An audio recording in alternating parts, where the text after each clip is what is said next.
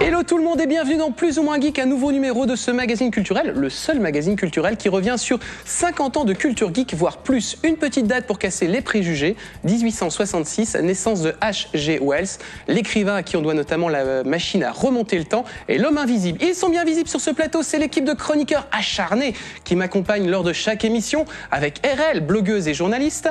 Il est romancier et écrivain, monsieur Laurent Kessy. Il est réalisateur, comédien et aussi co-auteur, monsieur Sébastien Rassia, co-auteur du Joueur du Grenier, interprété magistralement par monsieur Fred Molas. Rurik Salé pour nous accompagner également, qui est journaliste, compositeur de notre magnifique générique d'ailleurs. C'est un magnifique générique. Et également, on retrouvera François un petit peu plus tard dans l'émission qui nous présentera le talent web du jour. Et en attendant, ne serait-il pas le moment de lancer quelque chose avec des images, de la musique, une voix off et des extraits qu'on n'a pas encore tournés? C'est le sommaire. Aujourd'hui, vous découvrirez ou redécouvrirez Life on Mars, le dernier épisode de Stéphane au cœur d'une sombre affaire de meurtre. Invasion Los Angeles, le groupe Man with a Mission. Yumi pour sa rubrique cosplay. Grant Morrison, une enquête geek sur les mystères du Rubik's Cube. Read or Die pour la partie culture japonaise. Le talent web Sam Robb et l'incontournable Shopping List. En plateau, c'est à vous. Allez, tout de suite, on se téléporte au début des années 2000 avec RL. Rubrique culture japonaise avec RL. Une série où les lits sont une source de pouvoir et où l'héroïne est une bibliomane invétérée, ça pouvait que me plaire, étant bibliomane moi-même. Bibliomane. Est-ce qu'on ne dit-on pas bibliothécaire? Non, non, elle vit dans un immeuble rempli de livres, rien que pour elle. C'est un super-héros avec un gros B.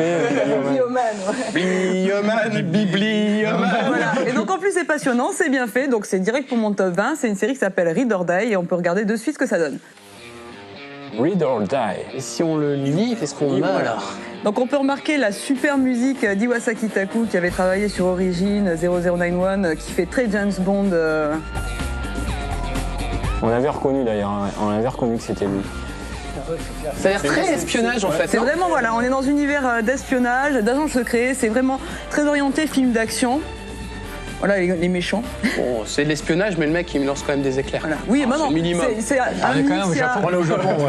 Il y a un mix de fantastique, de super pouvoir. On est dans un monde uchronique aussi, puisque c'est la Grande-Bretagne qui est une des plus grosses puissances du monde à ce moment-là. Voilà, avec une petite influence steampunk dans le design et tout. Il y a vraiment plein de choses, mais tout fonctionne super bien. Et donc l'histoire, c'est donc le type qu'on a vu tout à l'heure avec les éclairs. En fait, il va attaquer la Maison Blanche. Il a fait cramer dès le début de l'histoire, comme ça c'est fait. Et en fait, il est à la recherche d'un livre, puisque les livres sont source de pouvoir. Et en fait, c'est des clones. Il fait partie d'un groupe de clones qui s'appelle des Ijin, et c'est des personnalités du monde entier, historiques. Donc on peut retrouver par exemple Genjo Sanzo, qui est un des personnages de Seiyuki, la légende de Seiyuki. L'héroïne qui s'appelle Yomiko Readman, donc notre fameuse bibliomane. Nom de code The Paper, parce que son super pouvoir, c'est une Kami Tsukai, c'est-à-dire que Kami c'est le papier, Tsukai utilisé. Elle va manipuler le papier pour s'en servir comme une arme. Elle fait des trucs de ouf avec des avions et tout. Machin. C'est les origami. Non, genre, mais c'est vrai. Elle fait des maquis aussi. Et donc, c'est un agent secret pour la division des opérations spéciales de la British Library. Secret. Oui, top secret, voilà. Et donc, elle va être envoyée pour enquêter sur cette histoire. Qui veut dire bibliothèque et pas librairie. Oui, voilà. bien entendu. Library. Voilà. Et donc en fait cette série elle a vachement bien marché. À la base c'était des light novels de Kurata Hideyuki. Rappelons ce qu'est une light novel. C'est une nouvelle qui se lit rapidement, qui est souvent pleine d'illustrations, qui est bien pour la jeunesse. Alors la light novel c'est le début des années 2000. Oui mais là je suis obligé de dire un truc moi aussi, le linguiste, novel c'est roman. Oui, short story qui est nouvelle. C'est une short story. Mais je te rappelle qu'au Japon, les agents secrets lancent des éclairs. Ah oui, c'est vrai, pardon. Ça tempère. Il n'y a pas une scène dans le premier épisode où tu as des bibliothécaires qui se battent avec des M16 contre... Non, ça je confonds avec Toshokan Senso, je crois, un truc comme ça. Bien sûr. Pourtant, ça paraît évident. Mais c'est chaud les bibliothèques au Japon, franchement, faut faire gaffe. Non, je sais, c'est encore une autre, mais enfin bon, on s'en fiche. Merci. La première série en manga, donc adaptée, tout est scénarisé par Hideyuki, qui a également travaillé sur d'autres mangas qui sont arrivés en France, comme Crossroad ou Kamichu. Ça vous dit non? Ah, Kamichu, je suis fan.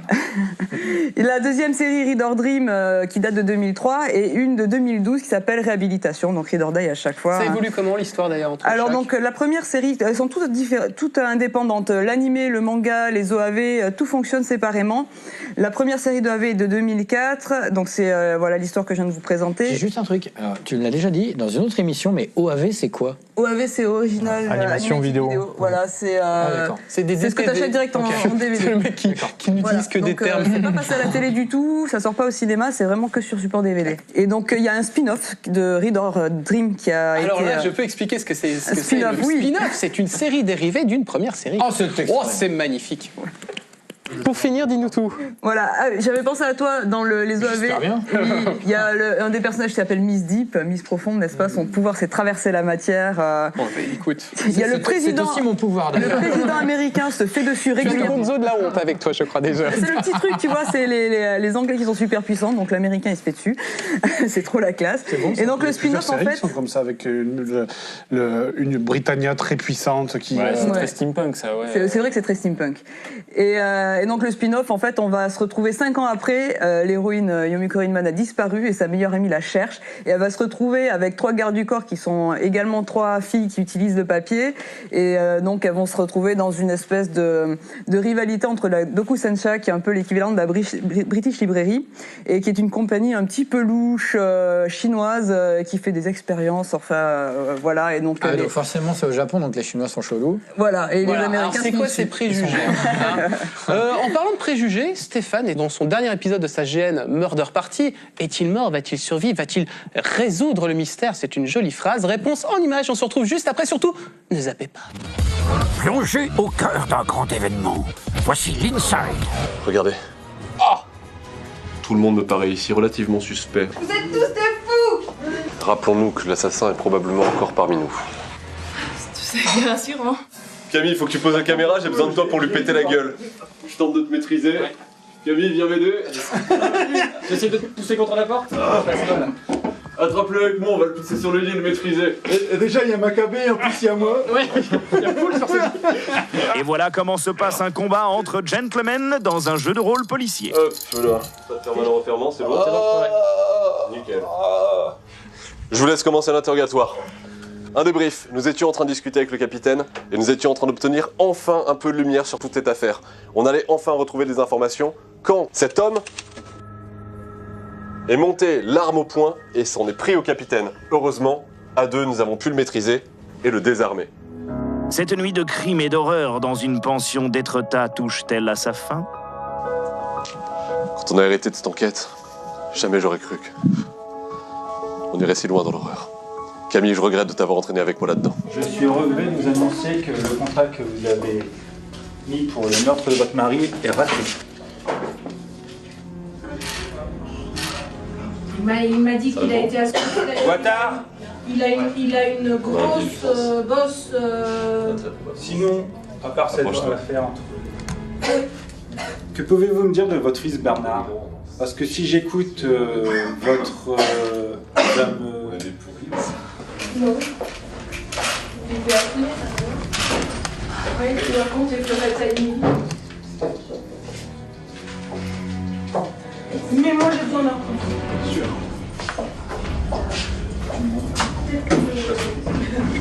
Mon commissaire, ne bougez plus. Toi, tu tombes comme une merde. Ouais. Tu laisses ton flingue maintenant. Bon, c'est réglé déjà ça, lui. Je décharge. Et pourquoi il essaie de me tuer? C'est la fête.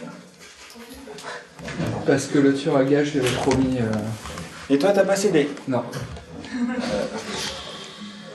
Bon, après qu'on ait découvert que l'ami derrière toi, attaché sur le fauteuil et assommé, était un tueur à gages engagé par Odile de Lagrange pour flinguer son mari, le gentilhomme, lorsqu'il s'est fait arrêter, ou juste avant, nous a fait une proposition à 3 chiffres pour l'aider à se barrer. À ce moment-là, évidemment, on a refusé, on faisait les gars honnêtes. Et lorsqu'il est passé à 6 chiffres, on s'est dit que ça pourrait être pas mal quand même de le sortir de là et de se barrer avec lui. Et manque de bol, j'ai pas été assez rapide pour abattre le capitaine. Édouard? Édouard? Édouard? Édouard? Mais qu'est-ce que tu fais? On y va ou pas là? Je sais pas. On devait s'en aller, on avait dit qu'on s'en allait et je devais t'attendre. Comment Je ça, t'ai pas posé de questions. comment ça vous deviez vous en aller? D'habitude, on va régulièrement sur Paris pour jouer. Ouais. Là, ce soir, ça pourra pas se faire. Ah, c'est ça, on a dit que tu laisses. Par ici, par ici, par ici. Il en parle bien. Hop. Constance. Seul contre tous, comment va s'en tirer notre courageux Camille parmi les derniers occupants de la demeure? De l'argent, très bien. Voyons voir où nous en sommes. Donc là, c'est le petit débrief des 8 survivants pour savoir ce qu'ils font actuellement, là, maintenant. Il reste plus que vous 8 dans la maison. Que faites-vous? Nous gardons tout de même pour vous quelques secrets sur cette affaire. À vous de vous lancer dans l'enquête pour résoudre tous les mystères. Saurez-vous incarner à votre tour l'un de ces personnages? Bon, non, on a l'argent. Voilà. Tu l'as là, mais ils sont pas partis avec l'argent? Non, on l'a récupéré. Oh, mais ça, je savais pas. Quoi? Ah oui, bah oui. On brûle tout, on divise le fric. Si tu veux, t'as 3 assassins devant toi, 4. C'est-à-dire que moi j'ai pitié un peu de Louise et puis je ne voudrais pas non plus qu'elle perde totalement pied avec la réalité, donc on va peut-être arrêter de tuer les gens, quoi. D'accord. Ouais, je fais confiance alors. Donc tu prends de l'argent. Ouais. Tu me confirmes? Tu prends le pognon? Je prends le pognon, je vais le Toutes tenter. mes félicitations, tu vas survivre. Je suis pas sûr, mais on va bien voir. Je pense que ouais. Fait que je le tente. Je pense que ouais. Bien joué Camille, tu sauves l'honneur. Bravo à tous et à bientôt. Donc voilà, Stéphane est mort, lamentablement, je pourrais dire. On le retrouvera dans d'autres aventures, Stéphane, puisque c'est quand même notre expert jeu de rôle, jeu de plateau. En attendant, on enchaîne avec la rubrique cinéma, mais c'est fou. Rubrique cinéma avec Rurik. J'ai choisi de vous parler d'un film de voyous, d'un film rigolo, d'un film politique, d'un film fun, dont le héros n'est autre qu'un catcheur. Ça ne peut qu'être bien. Image, s'il vous plaît, sous nos yeux ébahis. Alors, c'est dit le héros, l'acteur est un catcheur. L'acteur, bien sûr. Un catcheur. Alors, qu'est-ce qu'on peut commenter? Un homme, voilà, le catcheur, c'est Roddy Piper. C'est une ancienne star de la WWE. Qui jouait en écossais. Il portait un kilt. Exactement. Et il jouait de la cornemuse avant d'arriver sur le ring. Exactement. Et donc là, il enlève ses lunettes, car l'histoire du film, c'est des lunettes, bien sûr. Tout est basé là-dessus. Voilà, et là il s'énerve. Tout à l'heure on a vu le black, c'était Keith David, c'est lui, qui est aussi dans un autre film de John Carpenter. Il jouait dans The Thing, bien sûr. C'était, je ne veux pas vous spoiler le film, mais bref, à la fin il n'en reste plus beaucoup, dont lui. Voilà, Roddy Piper, John Carpenter a choisi ce personnage, ce mec qui n'est pas du tout un acteur pour interpréter ce personnage de John Nada. Nada, ça veut dire bien sûr rien, puisque c'est un mec qui n'a rien. On le voit un moment avec son sac à dos. Il traverse les villes. C'est un petit peu une métaphore de l'Amérique qui s'écroule des années 80. Après, les mecs, les yuppies qui gagnent plein de thunes et les gens qui deviennent de plus en plus pauvres. Rappelons que c'est un film de 1989, donc... Voilà, donc c'est vraiment... Et à l'époque, John Carpenter, qui est un réalisateur, pour le replacer, très très connu, ultra légendaire, puisque c'est lui qui a fait The Thing, c'est lui qui a fait Halloween, c'est lui qui a fait... New York 97. Enfin, dès qu'on cite un film de Carpenter, L'Antre de la Folie, c'est un peu le Kubrick du cinéma. Oui, à la plage. Je peux récupérer Gonzo de la route, s'il te plaît, pour oui, à la je plage. t'en prie, merci. voilà, mange-le. Et c'est aussi lui qui compose la plupart du temps le thème d'Halloween. Dont le thème d'Halloween, le thème d'Invasion Los Angeles, car c'est le titre français de ce film-là. Voilà. C'est quoi l'histoire d'Invasion Los Angeles? C'est donc ce John Nada qui n'a rien, qui se balade, qui arrive à Los Angeles et qui demande un petit peu du travail en tant que ouvrier. Bon, bref, il y a des trucs bizarres, il y a des chants dans une église. Et quand il rentre, il n'y a personne dans l'église. On voit que c'est un enregistrement. Il se dit, c'est chelou, dit-il en anglais dans le texte. It's chelou. Et donc, qu'est-ce qu'il fait? À un moment, il y a les keufs qui viennent raser cette espèce de favelas de Los Angeles, mais il a le temps de trouver une paire de lunettes. Donc, jusqu'à maintenant, tu dis, c'est quand même bizarre ce truc. Et il met les lunettes, et là, il les enlève tout de suite parce que tout ce qu'il voit autour de lui est complètement transformé, notamment les affiches. À la place de manger des frites, lavez-vous les dents, dentifrice, machin, il y a marqué consomme, marie-toi, obéis. C'est d'ailleurs de là que vient la marque Obey. Et en fait, c'est des ordres comme ça. Et quand il voit certaines personnes, il voit que ce sont des extraterrestres. Et bien sûr, qui sont ces certaines personnes? Ce sont les bourgeois yuppies, les présentateurs de télévision, dont les mecs de plus ou moins geeks, bien sûr, et la femme. Ce sont les hommes politiques, ce sont les flics. Et tous ces gens-là sont des extraterrestres. Et ces lunettes que fabriquaient les mecs du camp permettent de renvoyer des rayons qu'on envoie dans la tête de tout le monde et qui permettent donc aux humains de ne pas voir ça et de se laisser guider par une race qui veut contrôler la planète. C'est vachement bien, j'adore ce film. C'est incroyable. Le look est génial aussi. Le look est génial. En même temps, c'est cheap et c'est génial. Et vous avez cette scène incroyable que tu n'es pas sans connaître, puisque vous avez Keith David, donc le black, qui ne veut pas mettre les lunettes. Ah oui, c'est une scène culte, ça. Mets les lunettes. Puis il fait, mais tu m'emmerdes avec ces lunettes. Et le mec, pendant, je sais pas, 7 ou 8 minutes à l'écran, il se bat dans la rue parce que l'autre ne veut pas mettre les lunettes. Et c'est un hommage au Marvel. Carpenter adoré les Marvel, donc ils se battent, quoi. Je savais pas ça, mais je sais qu'il avait répondu à une interview où les mecs faisaient la critique, disaient ouais, c'est une métaphore du blanc et du noir. Le blanc veut obliger le noir à faire quelque chose qu'il veut pas, ça, et tout. je pense pas. Et Carpenter répondait non, c'est juste une baston. J'avais des mecs qui savaient se battre, je les ai fait tourner. Voilà, Et je crois que ça dure 10 minutes. Ah, mais le mec essaie de lui mettre les lunettes. il se met des- J'aurais même tendance à dire que c'est même trop long, quand même, clairement. Hein. Tu as un moment, tu as envie de lui dire écoute, bonhomme, mets les lunettes, fais-lui plaisir, et puis qu'on en reste là. Parce qu'il finit par les mettre, et l'autre fait mais qu'est-ce que c'est que ce truc? Et donc, oh mec! Et c'est un truc de base, parce qu'en plus, il a une pure. La VF est très rigolote. C'est vraiment un film incroyable. Peut-être une dernière info. Oui, la dernière info, c'est que John Carpenter était vraiment un réalisateur contre-pouvoir. New York 97, c'était la ville entourée d'un mur avec des prisonniers dedans. Et puis, petit à petit, il l'avoue lui-même. Maintenant, il aime la thune, il s'en branle. D'ailleurs, il fait quasiment plus rien. C'est un peu triste. On aime le Carpenter de l'époque. Il a fait des tas de chefs-d'œuvre et ça, c'en est un, vraiment. Alors, il n'y aura pas besoin de mettre de lunettes pour voir le groupe qui arrive dans l'interview carrière. C'est le groupe Man with a Mission, avec des têtes de loup que vous allez bien voir à l'image. On se retrouve tout de suite après. N'allez surtout pas aux toilettes. Voici l'enquête geek. Mais quelle est cette étrange bande de loups rockers à corps humain? Le poil soyeux, l'œil vif. Qu'est-ce que c'est? Plus fort que dans Twilight, voici les Man with a Mission. Mais qui sont-ils vraiment? はい、我々はマン・ウィザ・ミッションという日本から来たバンドです。頭は狼、体は人間の作られた究極の生命体です。Yes. D'accord, bon, c'est un bon début, mais néanmoins ce n'est pas très clair. Est-ce que vous pouvez nous en dire un petit peu plus sur votre création? バンド自体は我々結成したのは2010年の頭1月ぐらいからなんですけれども、もともとは同じ研究所で作られた究極の生命体。昔は悪い人たちの悪の権力者たちに利用されてきましたけれども、その後悪さが過ぎまして南極の氷に閉じ込められまして、ずっと閉じ込められてたんですけど、2010年地球の温暖化によってちょっと溶けまして、出ることになりました。Et c'est ce que vous avez voulu raconter dans votre clip Don't Lose Yourself? おっしゃる通りです。とてもリンクしたもの、リンクした映像になっております。はい、一番初めに出した映像作品、音楽作品でありますので、紹介という意味ではとても分かりやすく皆様にご提示できればと思いまして作らせていただきました。Mais vous avez pu absorber les musiques du monde entier à travers cette prison de glace? 我々自身が氷の中にいながらも世界中の音楽を聴きながら一つ思ったことが、本当に音楽にさまざまなジャンルがあるのと同じようにこの世界そのものも音楽ももちろん果てしなく自由なものだと思っております。自分たちがその世界に感じていること、音楽に感じていることその自由さというのがとても一つのキーになっておりますので、表現方法としてさまざまなものも自然に取り入れていると言えます。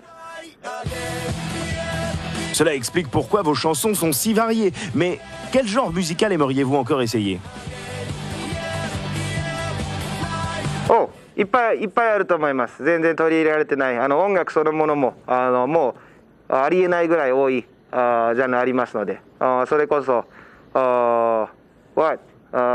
ランスのまだ試したことないけどとても美しい音楽、いつかどうやって取り入れるのかわからないけど取り入れてみたいと思います。フランス語のカバー一生懸命勉強します。Des hommes loups japonais qui chantent en français. Ça promet d'être poétique. Ou effrayant, qui sait. D'ailleurs, pourquoi avoir sorti un single à l'occasion d'Halloween? そうですね。日本では確かに決してそのハロウィン自体がその祭日として主流になっている祝日ではないんですけれども、我々皆様と姿形が違いますので、これは我々の素顔ですけれども、ハロウィンというのは仮装をしてちょっと違う自分になる、そういったおとぎ話の世界、いろいろな世界がその日には不思議と起こるというコンセプトの一日ですので、我々のですねその見た目とですね非常にリンクすると思いまして、一つそういったこと、世界観を表現した作品を出させていただきました。Cette conception du monde doit faire partie de votre mission. Alors, peut-être avez-vous un message à nous faire passer? そうですね。ちょっと言葉で説明するにはかなり難しい質問ですけれども、我々の音楽、メッセージそのものは聞いていただければ分かると思います。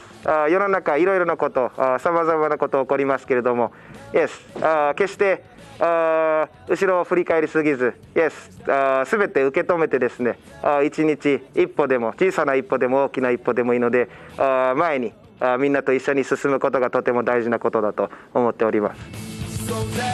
Et nous avons voulu leur poser une question piège. Lequel d'entre vous a une mauvaise habitude? 悪い癖、彼の悪い癖。彼はDJ サンタモニカ。DJ なのでパーティー野郎です。とてもパーティーが大好きです。とにかく真面目なことを一切言ってくれません。そこが決定。Eh ben bravo, c'est du joli. Allez, un petit mot pour plus ou moins geek avant de se quitter. Plus ou moins geek. Plus ou moins geek.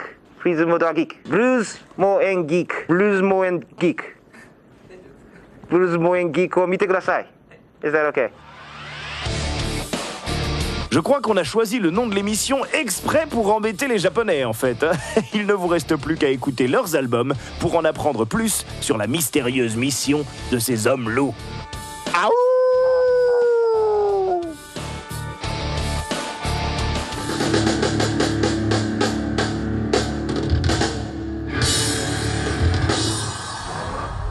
Voilà un groupe complètement fantasque.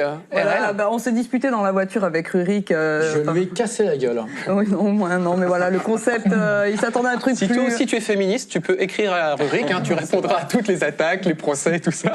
Non, avec le concept, il s'attendait à un truc plus métal, je pense. Ah bah ouais. Parce que voilà, il y a des mecs qui ont une tête de loup, je me dis ça va être vénère, c'est un peu comme Kiss quoi. Kiss, tu regardes, tu vois, ça doit être des mecs qui crient, ça, rock and roll all night, mais qu'est-ce qui se passe? Et là c'est pareil, t'as des loups-garous qui chantent, on dirait des Backstreet Boys avec vaguement un peu de distoge. Ou alors partir un jour, mais avec des têtes de loups-garous quoi. Alors ridicule ton truc. Et tu sais ce qui va se passer? C'est la rubrique série télé, tout de suite. Rubrique série télé avec David. Voilà, je n'ai absolument aucune estime de ma personne. Allez, je vous amène en 2006-2007 pour une série anglaise, une fois n'est pas coutume, diffusée sur la BBC One, Life on Mars, tirée d'un grand titre de David Bowie. Life on Mars. De 1973. Et en attendant, on va se remémorer quelques images où vous allez peut-être les découvrir pour la première fois. Le générique, il ne faut pas parler dessus. Mon nom est Sam Tyler. J'ai eu un accident et je me suis réveillé en 1973. Suis-je fou, dans le coma ou de retour dans le passé? Je l'ignore. Une chose est sûre, j'ai l'impression d'avoir atterri sur une autre planète. Alors peut-être que si j'arrive à trouver une raison à tout ça, je pourrais rentrer chez moi. Voilà, c'est une excellente série, c'est un énorme pitch. Alors très peu de saisons, 2 saisons, 16 épisodes. J'aime bien son blouson. Et il a un très joli blouson. Donc c'est un flic des années de notre époque actuelle. Il se fait percuter par une bagnole. Il replonge en 1970. Donc le premier truc qu'il voit qu'il a un pantalon pas def, une chemise pelle à tarte. Il est flic. Donc le premier truc qu'il voit qu'apparemment il a dans son portefeuille encore une carte de flic. Donc il va au commissariat. Là t'as 50 milliards de flics en train de cloper avec les vieilles machines à écrire. Une tonne comme ça de dossiers. C'est extrêmement drôle.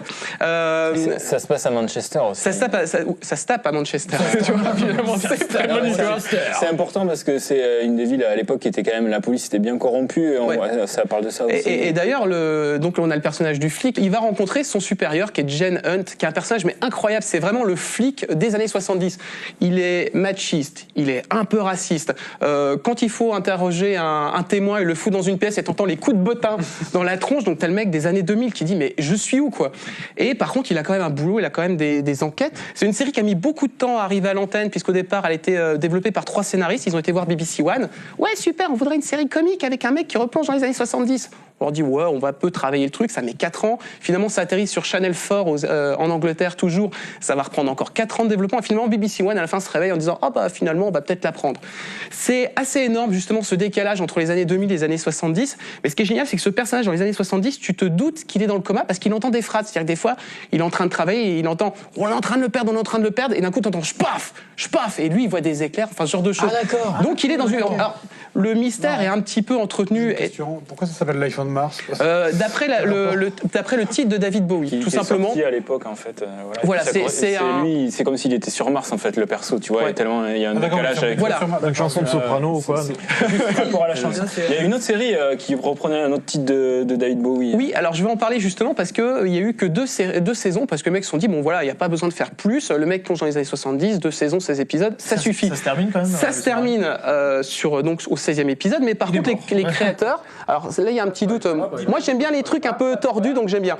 Mais ce qui est assez dément, c'est qu'ils vont créer une deuxième série qui s'appelle Ashes to Ashes, qui va juste succéder à un autre titre de David Bowie. Ça se passe dans les années 80. Ça se passe dans les années 80. Parce que la chanson vient des années 80. Et ce qui est très intéressant, c'est que la conclusion de cette série, Ashes to Ashes, transforme la conclusion de Life on Mars. Donc voilà, donc c'est un peu tordu. Qu'est-ce que je voulais rajouter d'autre, notamment les comédiens qui sont vraiment, je le disais, fantastiques. Le mec qui joue Jen Hunt, il est absolument extraordinaire. Et une bonne action quand même à citer dans cette série. Ils ont vendu la bagnole, c'est une Ford Cortina. Voilà, ils l'ont vendue et ils ont donné de l'argent aux pauvres. Voilà. Donc Fred, peut-être que tu veux vendre tes caméras, toutes tes vidéos du jour du grenier et le donner à la Croix-Rouge. Toi aussi. Oui, hein, je vends Ford Escort 83. La Testarossa que j'ai cachée. Peut-être que chez vous, il est temps de faire une petite pause. Non, vous n'allez pas faire de petite pause. Vous allez regarder dans vos placards. Est-ce que vous avez des Rubik's Cube? Est-ce que vous aviez des Rubik's Cube? Moi, j'en ai toujours un derrière mon bureau, sur mon étagère. Ma cousine a décollé les étiquettes pour les remettre. C'est pareil. Voilà. Voilà. Moi j'ai un Rubik's Cube, c'est très, très difficile à faire. Voilà. Si vous voulez vous replonger dans le Rubik's Cube, tu décolles tous les étiquettes, il reste que du blanc, comme ça tu gagnes à chaque fois. Cette technique est incroyable, je l'adore. Alors si vous voulez plonger dans le monde du Rubik's Cube et découvrir tout ce qu'il y a derrière, c'est maintenant et on se retrouve juste après. N'allez surtout pas aux toilettes. Voici l'enquête geek. Bienvenue dans le monde du cube. Le cube vous attend. Waouh, oh l'autre, je prends une voix mystérieuse comme Laurence Fishburne dans Matrix, alors qu'en fait le cube, c'est bien plus sympa. Inventé par Erno Rubik et non Rurik Salé, sinon ça se serait appelé un Rurik's Cube. Non, c'est bizarre un peu. Eh oui, enfin, il ne faut pas se creuser la tête trop longtemps pour les noms. Ce casse-tête est composé de 26 petits cubes qui s'articulent grâce à des axes cachés à l'intérieur. Je sais, c'est savant le cube. Rencontre avec des passionnés, dont Jean-Louis, qui en possède pas moins de 5000. En fait, le Rubik's Cube existe depuis 32 ans maintenant, puisqu'il est apparu en 1981. Ce qu'il faut surtout savoir, c'est le casse-tête le plus vendu au monde. Plus de 350 millions d'exemplaires vendus dans le monde depuis 1980. Les ventes n'ont jamais cessé, en fait. Encore aujourd'hui, il s'en vend pas mal, que ce soit en France, dans les pays européens, en Asie, en Amérique. Je collectionne depuis déjà un certain nombre d'années, un peu plus de 5 ans. J'en ai au total pas loin de 150. On retrouve évidemment le casse-tête emblématique, je dirais le classique 3x3. Après, beaucoup plus récemment, tout un tas de variantes sont apparues. On a un mécanisme un peu particulier qui modifie le casse-tête et qui le complexifie bien entendu. Un peu plus étonnant, le Void, c'est-à-dire le cube classique mais sans axe. Alors on peut se demander où sont passés les axes. En fait, tout l'intérêt, c'est que la mécanique a été planquée justement dans les arêtes. Un casse-tête, c'est pas parce qu'il est grand, avec beaucoup de pièces, qu'il est forcément plus difficile. D'accord ? Il peut être beaucoup plus long à résoudre, mais pas forcément plus dur. Et on peut aller jusqu'à des formes beaucoup plus impressionnantes, comme celle-ci. Là, c'est vraiment un gros casse-tête pour mathématicien presque, même si, c'est surtout une histoire de logique. Alors ça, c'est une variante autour du Gear Cube mélangée avec celui-ci qu'on appelle un Master Pyramorphix. C'est quand même en Chine qu'on trouve la plus grande variété et la plus grande qualité. Des concours de speedcubing, comprenez, magne-toi vite de finir ce Rubik's Cube, sont organisés partout en France, réunissant jusqu'à 300 participants. Il faut en général retenir plus de 100 combinaisons pour pouvoir résoudre le cube. Creusez-vous dans la tête, les amis. Le but ici, sur cet Open, va être justement de résoudre ces casse-têtes le plus rapidement possible. Je m'appelle Alexandre, je pratique le Rubik's Cube depuis à peu près 2 ans et demi, 3 ans à peu près. C'est devenu un peu ma passion, mon passe-temps favori avec le sport aussi. Au départ, résoudre un cube, c'est comme un peu une victoire quand on y arrive la première fois, puisque c'est quelque chose qui est quand même assez mystique pour les gens qui ne savent pas le faire. Et au fur et à mesure du temps, une fois qu'on sait le résoudre, on commence à avoir un objectif de vitesse naturellement, et puis il y a beaucoup d'entraînement, de travail et tout pour justement, donc le speed cubing, c'est la résolution la plus rapide possible. Et voilà. Dans les compétitions, on n'a pas uniquement le 3x3 à résoudre. On le décline d'ailleurs en plusieurs variantes, puisqu'on a le 3x3 avec les 2 mains. On a aussi le 3x3 avec une seule main et le 3x3 à l'aveugle.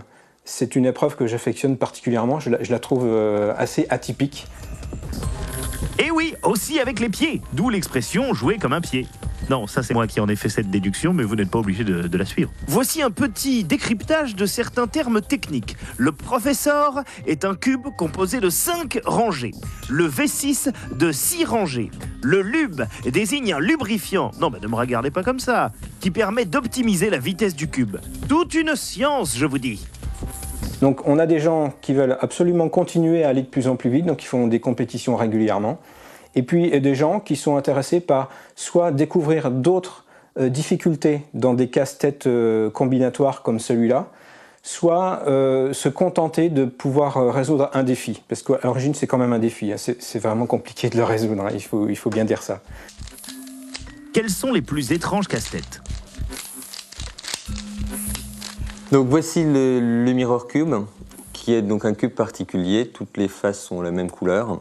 Mais lorsqu'on va le mélanger, on voit donc apparaître les différentes tailles des différentes pièces, ce qui le rend particulièrement intéressant à mélanger. Ce casse-tête-là a été créé par Erno Rubik en 1986. Il s'appelle le Rubik's Magic. Le but du jeu est de placer les 3 anneaux qui sont l'un à côté de l'autre ici, à 3 anneaux imbriqués les uns dans les autres, en réalisant une manipulation qui ressemble à ça. Voilà. Et une fois le pliage-dépliage effectué, on a nos 3 anneaux qui s'imbriquent les uns dans les autres. Il existe encore des centaines de variantes. Le cube rond, oui, je sais. Les 8x8, les faces fléchées, les passionnés comme Jean-Louis fabriquent même les leurs. Vous aussi, rejoignez le monde du cube.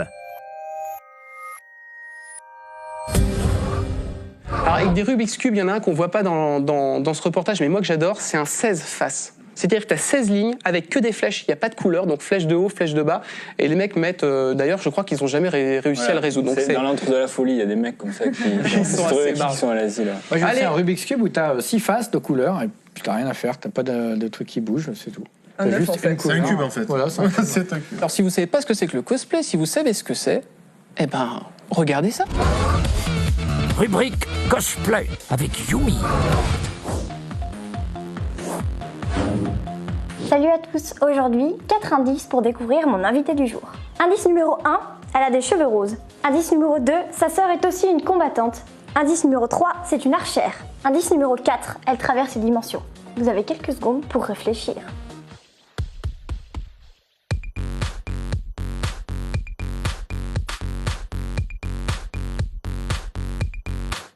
Bonjour. Bonjour. Donc là pour l'instant tu es en civil, donc comment est-ce que je dois t'appeler ? Mémoire. Mémoire ? Qu'est-ce que tu fais dans la vie ? Je suis étudiante en commerce international et japonais. D'accord. Je pense qu'il est maintenant temps de découvrir l'identité secrète de Mémoire.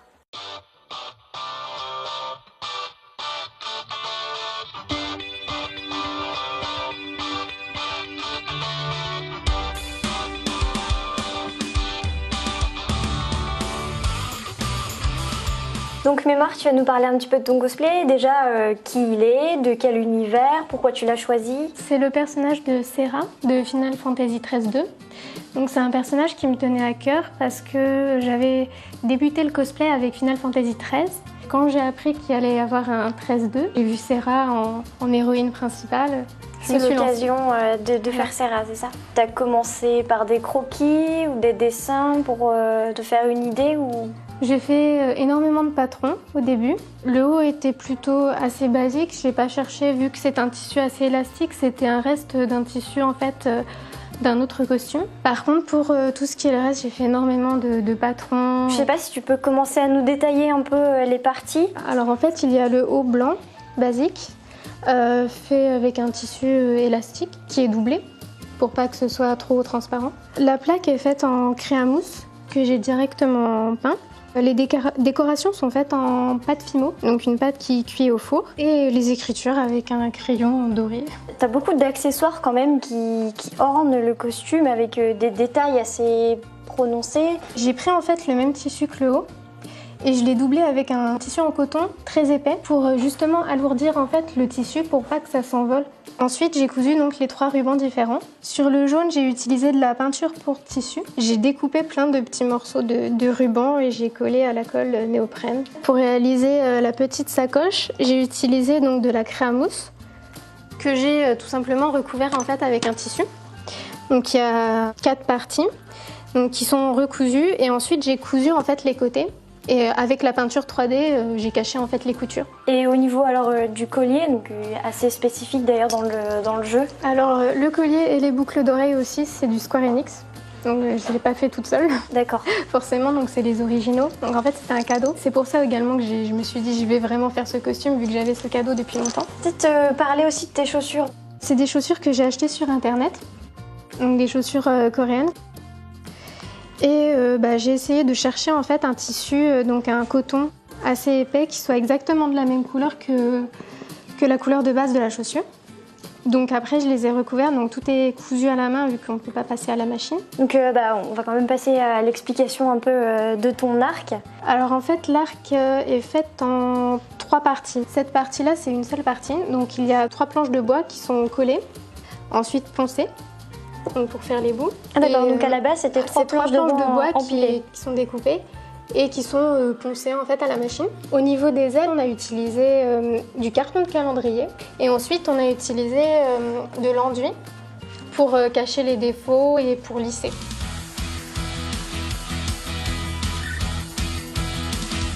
Je conseille en fait pour donner plus de volume aux éléments, c'est de rembourrer en fait les tissus avec soit de la créamousse, soit du tapis de sol, selon le volume qu'on aimerait donner. Le tapis de sol, c'est cette matière-là? Oui, voilà. Donc par exemple, la ceinture a été faite en tapis de sol pour justement en fait donner un côté élastique. Et ensuite, j'ai tout simplement recouvert du vinyle.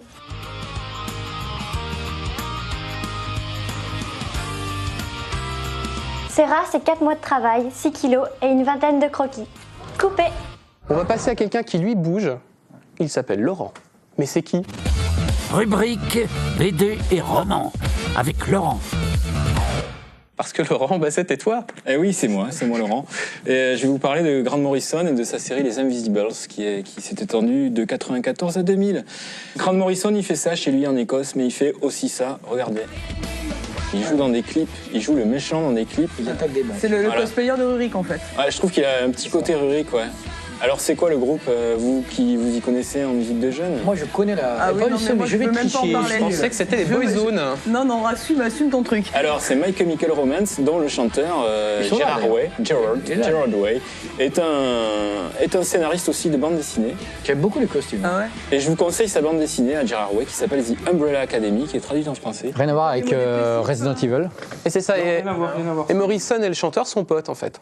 Exactement, ouais. En fait, Gerard Way rêvait de faire de la bande dessinée depuis toujours et il a profité de son succès pour aller voir ses idoles, dont Grant Morrison. Grant Morrison, il a bossé sur une BD que vous connaissez certainement tous, qui s'appelle Arkham Asylum, dessinée par Dave McKean, où Batman entre dans l'asile d'Arkham et rencontre le Joker, tous les fous de l'asile. Il a aussi bossé sur les X-Men. Là, il bosse sur Batman en ce moment. Sur Hellblazer, dont tu nous avais déjà parlé. Sur Hellblazer. Sur le reboot de Batman? Ouais. Non, là, il est sur le reboot. Oui, il continue Batman sur lequel il bossait avant et sur Superman. Tu veux il a dire relancé sur sur les comics, pas sur le film. Non, rien à voir. Non, là, on parle de BD. Oui, d'accord. Il a fait une des BD Superman que j'adore, qui est la quintessence de Superman, qui s'appelle Superman All-Star avec Frank Whiteley, qui est un autre Écossais et un des super dessinateurs actuels. qui est son collaborateur préféré en quelque sorte. Un mélange de Frank Mais Miller toi, et tu vas nous Stan parler d'une autre série de Grant Les Morrison. Invisibles, exactement, qui est un truc plus perso, pas super-héros. Les Invisibles, c'est 59 épisodes de 94 à 2000 avec plein de dessinateurs différents. Et c'est un truc complètement ouf. C'est l'histoire d'un petit groupe qui s'appelle les Invisibles, donc les Invisibles, qui appartiennent à un collège des Invisibles, qui dure depuis la nuit des temps et qui affronte une conspiration d'extraterrestres qui viennent d'une autre dimension. Enfin, voilà, on ne sait jamais trop leur origine. C'est un truc occulte avec plein de phénomènes paranormaux. Ils remontent dans le temps en se concentrant. Ils vont voir le marquis de Sade, à l'époque de la Révolution française. Il y a un satellite qui envoie des messages à Jack Frost, le personnage par lequel on pénètre dans les Invisibles, on le suit parce que lui intègre les Invisibles.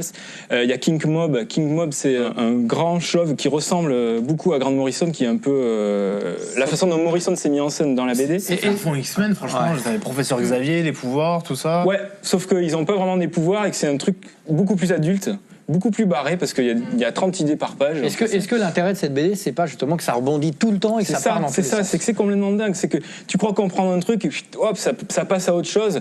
Il y a un personnage qui vient du futur, mais tu sais pas pourquoi, et puis tu découvres qu'après il y a quelqu'un qui est en train d'inventer une machine à remonter le temps. Ça n'arrête jamais, quoi. Ça n'arrête jamais. Et c'est ça qui est hyper de grand 8. C'est un maelstrom. Alors là, tu m'as donné envie. J'ai écrit sur ma fiche. Plus. Moi, je vote pour toi. C'est comme prendre de la drogue, mais sans les effets pervers.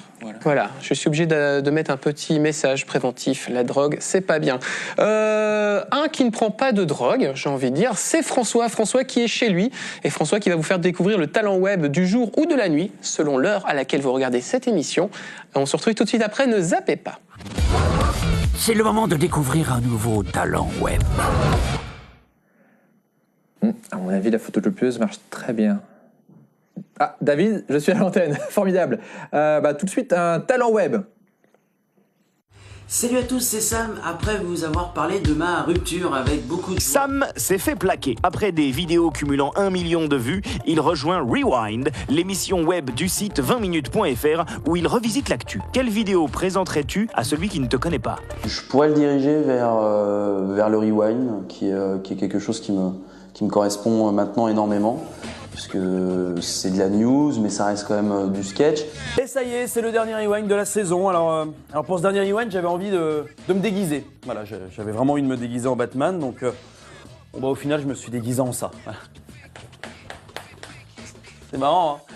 Tout ce qui s'est passé insolite ces dernières 24 heures, c'est tout de suite dans ce Rewind. Après, celle qui me représente plus, je pense que c'est vraiment ma vidéo sur la rupture. À l'époque, donc je sortais vraiment avec la fille qui joue dedans et on s'est vraiment quitté, enfin elle est vraiment partie. Et le fait de la contacter, de lui dire écoute, j'ai envie de faire une vidéo sur la rupture, est-ce que ça te dirait de la faire avec moi, et de revivre des scènes qu'on a vraiment vécues, sur lesquelles on rigole après, mais qu'on a vraiment vécues, c'était pour moi une vraie étape dans mon style. C'est-à-dire que j'ai envie de parler de choses perso qui m'ont vraiment fait déprimer, mais sur lesquels j'ai envie de rebondir, quoi. Comme un psy. Voilà, j'ai envie que les internautes soient mes psys. Genre le moins de petits trucs, tu arrives à le rapporter à elle. Sam, tu veux un verre d'eau? Non, j'évite de boire de l'eau parce qu'en fait, mon ex adorait aller à la piscine. Alors l'eau, ça me fait penser à elle, quoi. Comme tu veux. Mais comment as-tu commencé, mon gars? En fait, à la base, quand j'ai commencé mes premières vidéos dans ma chambre, quand j'avais 15-16 ans, je n'écrivais pas de texte. C'est-à-dire, j'avais une idée de base, il y avait un sujet sur lequel je voulais rigoler, et donc j'improvisais. Voilà, j'avais 2-3 vannes que j'avais déjà préparées, mais j'improvisais. Et avec le temps, ensuite, je suis rentré chez 20minutes.fr pour faire une petite chronique d'actu insolite. Et là, je me suis mis à écrire mes textes. Voilà, c'est des sujets un peu plus noirs et sur lesquels j'ai envie de rire. Je dirais que je grandis en fait en même temps que mes vidéos. Donc au début, je parlais de trucs complètement cons et maintenant je parle de dépression et de rupture. Je trouve ça cool en fait. C'est ma vie, un peu mes vidéos. Quotidien et les premières engueulades, souvent pour des trucs un petit peu cons. T'as pas vu mes perles de lait? Si, je les ai jetées. Quoi? T'as acheté mes perles de lait? Qu'est-ce qui te différencie des autres podcasteurs, le petit terme qu'on utilise pour les créatifs qui se filment chez eux? Je dirais que c'est par rapport, en tout cas le style que moi j'ai envie de me donner aujourd'hui, qui me correspond, c'est peut-être des sujets un peu plus noirs, un peu plus tristes. Voilà, la vidéo sur la dépression là que je suis en train d'écrire et de tourner, c'est pas forcément un sujet que ferait Norman ou Cyprien parce que c'est pas forcément leur mentalité, c'est pas leur cam. Même si on a une culture commune très forte, on a tous commencé ensemble il y a 4-5 ans. Aujourd'hui, j'essaye d'aborder des sujets un peu plus noirs et de rigoler dessus. Voilà, ça me fait beaucoup rire en fait de rigoler de sujets qui sont totalement pas drôles. Voilà. Ah ouais, c'est là-bas, c'est la porte là-bas. À droite. Voilà. C'est comme plus ou moins geek, les gens se promènent sans pantalon. Y a-t-il d'autres choses qui te font rire? Moi, j'étais bercé quand j'étais gosse par les Robins des Bois et c'est vraiment, moi, c'est la base de mon humour. Pipi caca, mais j'adore ça, ça me fait marrer. Voilà. Un prout me fait rire, un rototo me fait rire, je peux pas m'empêcher. Après, il y a quelques références aussi un peu américaines, que ça soit Steve Carell, que ça soit des séries aussi, comme j'aime beaucoup The Office, j'aime beaucoup Big Bang Theory. Ou sur des références plus lointaines, des Monty Python aussi. Enfin, j'aime beaucoup l'humour absurde, en fait. Voilà. C'est l'humour absurde, moi, c'est un truc qui me fait vivre tellement j'adore ça. Always look on the right side of life. Ah, les Monty Python. Et comment te vois-tu évoluer? Il y a un mec qui est un peu détesté, mais moi que j'aime beaucoup, c'est Ardisson. J'adore Ardisson, je trouve qu'il a un vrai... Enfin, ses interviews, elles sont pas chiantes. Voilà, et j'adorerais faire un talk show, voilà, faire un mélange de Tout le monde en parle, de Taratata et de Saturday Night Live aux États-Unis. Voilà, ça serait ça mon rêve, quoi, de faire du sketch et en même temps faire un vrai divertissement, parce qu'en France, on n'a plus de vrai divertissement.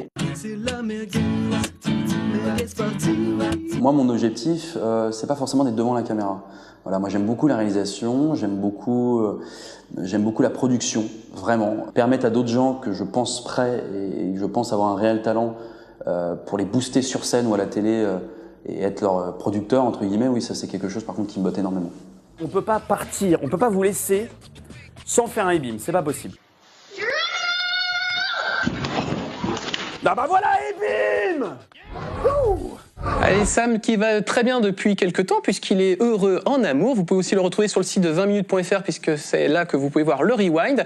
Et on enchaîne tout de suite avec le beau gosse Jones de l'équipe, Franck alias Frankie alias Jim White pour la shopping list. La shopping list, voilà, ça m'aide à articuler. On se retrouve tout de suite après.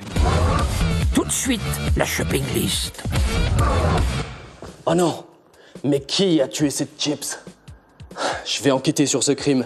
Et je ne laisserai pas le meurtrier s'enfuir. On dirait que je l'ai fait toute craquer. Ouais, vous avez pas idée le prix que ça coûte la musique des Who, hein. Et on va tout de suite commencer par les jeux vidéo et moi je vais vous parler d'une console hors du commun, la Wii U. Elle dispose d'une manette aussi grosse que votre canapé et tactile, c'est vraiment cool et je vous le recommande avec le jeu Super Mario Bros. Et tout le monde sait que quand Mario Bros, Mickey Mouse. Aïe. Ah. Pour rester dans la Wii U, je vous conseille aussi Sonic and All-Star Racing Transform. C'est un nom anglais, super classe et tout. C'est comme Mario Kart, sauf que là c'est assez novateur, puisque sur la course, vous pouvez changer votre voiture en bateau ou encore en avion. Vous avez toujours les petits gadgets pour éliminer vos adversaires et c'est super cool.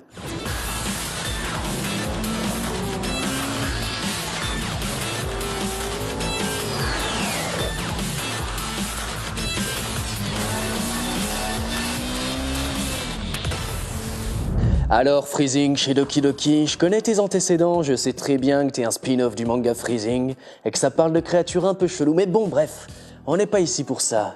Ce que je veux savoir, c'est est-ce que c'est toi qui as écrasé la Chips? Olivier de Benoît, ça sort chez Bambou et c'est un condensé illustré de tous les sketchs que ODB a pu faire sur France 2. Au fait, est-ce que vous avez déjà vu cette Chips? Laurent Kessy vous conseille Magie secrète, c'est écrit par Hervé Jubert et ça raconte l'histoire d'une sorte de Men in Black des temps passés qui essaye de réconcilier le monde de la magie et le monde normal. Mais bon, qu'est-ce que le monde normal? Bon, je vais pas philosopher là-dessus étant donné que je n'ai pas de cerveau. C'est bien toi qu'on voit sur cette caméra de surveillance. Jusque-là, tout est normal, le petit te cache quelque chose. T'es une sorte de personne qui raconte l'actu en patate des années 2012. Je te connais bien, mais j'ai une question à te poser. Est-ce que tu connais cette Chips? Non? T'iras dire ça en garde à vue. Patate, Chips, je pense qu'il y a un lien. Bah, pourquoi j'ai ça, moi? Behemoth, c'est à retrouver chez Fleuve Noir. Ça raconte l'histoire d'un virus marin qui va tout ravager sur Terre. C'est une série qui a été initiée par les livres Starfish à retrouver chez le même éditeur. Chez Grand Angle, vous pourrez retrouver Parce que le paradis n'existe pas. C'est un roman graphique de 160 pages sur Fabien, 36 ans, chômeur, qui essaye d'échapper à la réalité. Ben écoute Fabien, laisse-moi te dire quelque chose, le paradis existe. Et il est là. Ouais, excuse-moi René, je t'appelle, je suis sur l'affaire 33 et je me demandais si t'avais un peu de renseignements sur le groupe d'extrémistes des profs là. Quoi, les profs? Ouais. Ah oui, bien sûr, ils sortent chez Bambou. C'est un univers déjanté où les profs pètent des câbles à cause de leurs élèves. Voilà, il va falloir les surveiller de près ceux-là. Hein. Pour mon affaire de chips. Ah ouais. Les histoires d'amour au Japon, c'est chez Glénat. C'est un bouquin de plus de 500 pages où vous allez découvrir ou redécouvrir comment les Japonais voient l'amour depuis des siècles.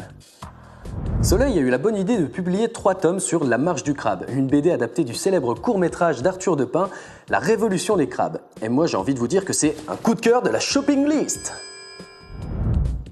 Merci René. Les résultats de l'analyse. On va savoir qui est le vrai meurtrier. Oh, j'y arrive pas à croire. Traîtresse, c'est de ta faute si elle est morte. Vous pouvez toujours m'envoyer vos coups de cœur à cette adresse. Quant à nous, on va retrouver l'équipe de Plus ou Moins Geek dans ce petit... Où est mon moniteur? J'espère que le voleur aura mis de l'écran total. Moi, je tiens à dire un truc, il est pas si beau gosse que ça, quand même. C'est vrai. Bon, alors, c'était le pas beau de l'équipe. D'ailleurs, l'émission va toucher bientôt à sa fin, mais avant, un petit rituel, savoir un petit peu qui vous a donné envie de découvrir ces chroniques. Oh mon Dieu! Je suis tout choisi! Remets-toi. Laurent? Ah, j'ai oublié le titre, mais. Voilà, les Baby Oman, j'adore. Ah, c'est cool. Moi, je vais te choisir à toi, David. Oh, donc. Fred?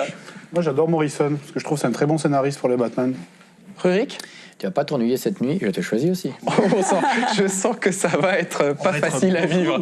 Et moi, je donne un petit vote à Laurent parce que ça me donne vachement envie de regarder les T'aimes bien les grands chauves, c'est ça? Ouais, voilà. Moi, dès qu'il y a quelqu'un qui ressemble à Rurik, je craque. Allez, il est temps de se quitter. L'aventure se prolonge sur les réseaux sociaux tels que Geekbook, Kickster. On vous remercie d'être de plus en plus nombreux à suivre cette émission. Vous pouvez aussi télécharger l'application Plus ou Moins Geek. Allez sur le site plusoumoingeek.com, vous éclatez comme des fous sur le forum et prévenir tous vos potes que cette émission existe. 2 petites choses avant de se quitter. Rappelez-vous qu'il n'y a pas d'âge pour se revendiquer geek ou plus ou moins geek et qu'un bon geek est un geek curieux. On se dit à très bientôt. Au revoir.